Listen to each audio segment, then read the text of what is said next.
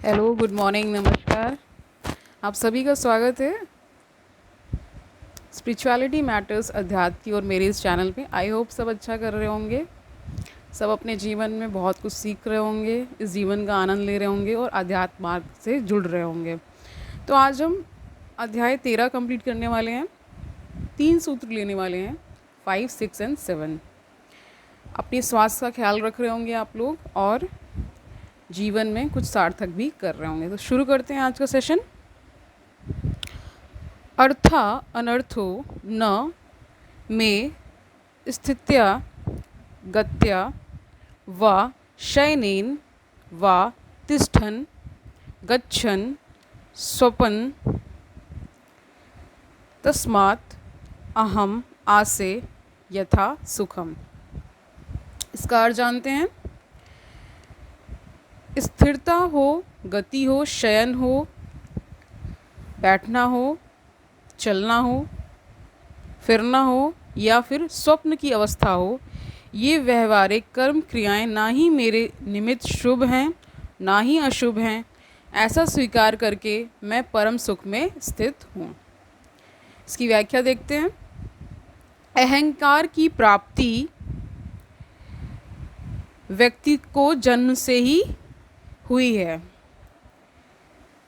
सांसारिक मनुष्य यदि अहंकारी है तो उसमें कोई आश्चर्य की बात नहीं है, क्योंकि संसार का सारा खेल ही अहंकार का है। परंतु यही अहंकार ज्ञान प्राप्ति में बाधक बन जाता है। सांसारिक व्यक्ति की अपेक्षा धार्मिक व्यक्ति में अहंकार ज़्यादा होता है। अहंकार सदैव दूसरों का ध्यान अपनी तरफ आकृष्ट करना चाहता है। हम अपना भोजन, कपड़ा, घर, गहना, जेवर, कार आदि का प्रयोग भी उपयोगिता के आधार पर न करके अहंकार तृप्ति हेतु करते हैं। ठीक है, हम सब कुछ दिखावे के लिए करते हैं। जिसके देखने का नज़रिया उत्कृष्ट नहीं होता है वह दिखावे में रुचि लेता है। छोटे और हीन मनुष्यों में अहंकार ज़्यादा होता है। जैसे जैसे अहंकार में वृद्धि होती है वैसे वैसे मनुष्य की श्रेष्ठता अल्प होती जाती है। मनुष्य भी प्रकृति का ही एक भाग है। प्रकृति के दूसरे सभी हिस्से बिना लक्ष्य के ही जी रहे हैं, अपने स्वभाव से जी रहे हैं। परंतु मनुष्य ने स्वयं के जीवन का लक्ष्य निश्चित कर लिया है। यहाँ तक कि मनुष्य खाना पीना, उठना बैठना, चलना फिरना, सोना जगना आदि भी बिना लक्ष्य निर्धारित किए नहीं करता है। परंतु सृष्टि की रचना किसी लक्ष्य से नहीं हुई है। एक ही चेतन ऊर्जा स्वाभाविक रूप से अपने गुण धर्म के अनुरूप प्रस्फुटित हुई और फैल गई। ठीक है, इसका लक्ष्य नहीं बल्कि स्वभाव है। लक्ष्य निश्चित करना मनुष्य की व्याख्या है। लक्ष्य सहित जीवन यापन करने से अहंकार की तृप्ति होती है, परंतु लक्ष्य निर्धारित करने से ही द्वंद्व का आरंभ होता है। खेल में अगर सफलता का उद्देश्य हो तो संघर्ष अनिवार्य है। धन संपदा एकत्रित करना हो तो शोषण, बेईमानी, भ्रष्टाचार अनिवार्य है। परीक्षा में यदि पास होना है तो तरह तरह के हथकंडे अपनाना आवश्यक है। जो कार्य स्वभाव से होते उनमें अहंकार नहीं होता। साधु संत भी अहंकार को बढ़ावा देते हुए शोभा यात्रा निकलवाते हैं, बैंड बाजा बजवाते हैं, नग्न रहते हैं, उपवासों का भी हिसाब रखते हैं कि किसने कितने उपवास व्रत किए। यह अहंकार विभिन्न रूपों में प्रकट होता है। जनक कहते हैं कि मैं आत्मज्ञान को प्राप्त हो गया हूँ, जो मेरा वास्तविक स्वभाव है।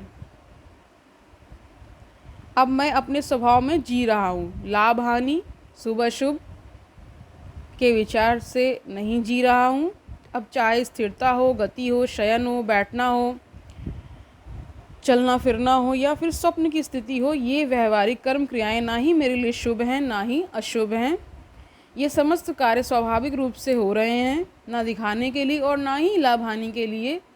ऐसा स्वीकार करके मैं परम सुख से स्थित हूँ। छठा सूत्र देखते हैं।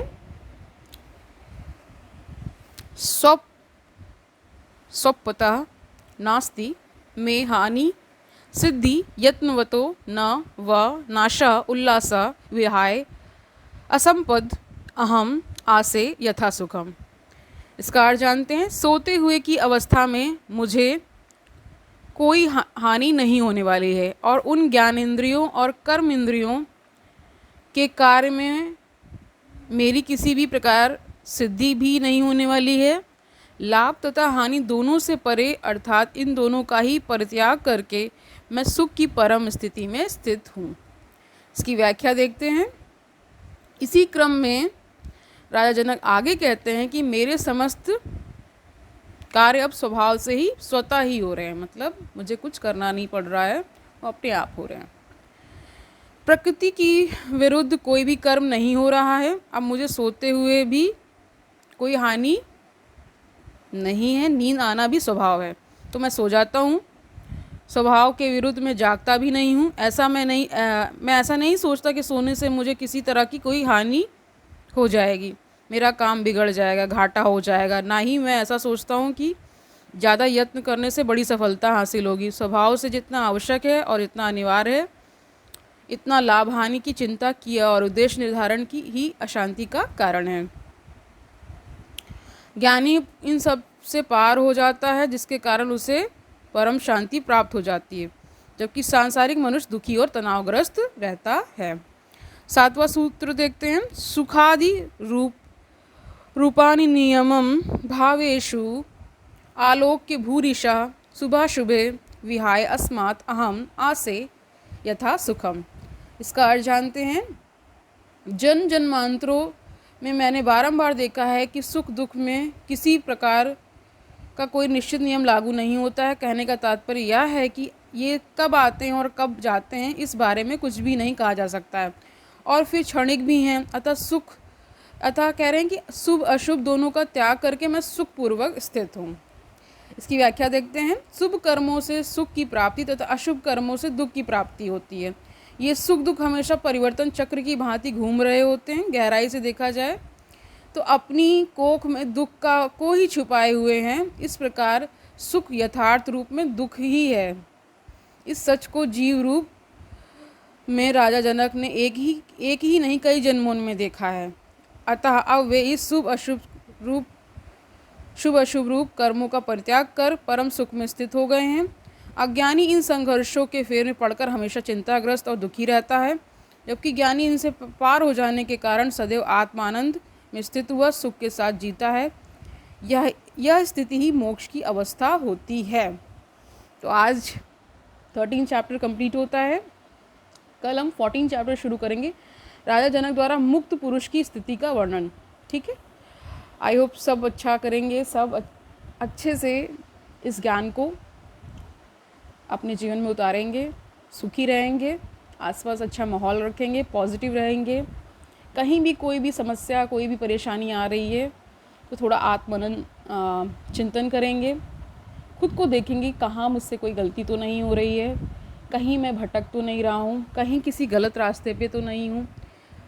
मतलब ये नहीं होना चाहिए कि आपने बाकी जीवन में बहुत गलत किया और सिर्फ गीता ज्ञान कर रहे हैं तो उसका कोई मतलब नहीं है। गीता ज्ञान का मतलब है कि आप सत मार्ग पर चलिए, फिर कहीं भी कोई चूक नहीं होगी। और अगर जब आप सही मार्ग पे चलेंगे तो आपके अंदर एक टचिंग होगी, मतलब एक अनुभूति ज़रूर होती है कि कुछ सही कर रहा हूँ मैं। तो कल मिलते हैं, तब तक के लिए हरिओम तत्सत।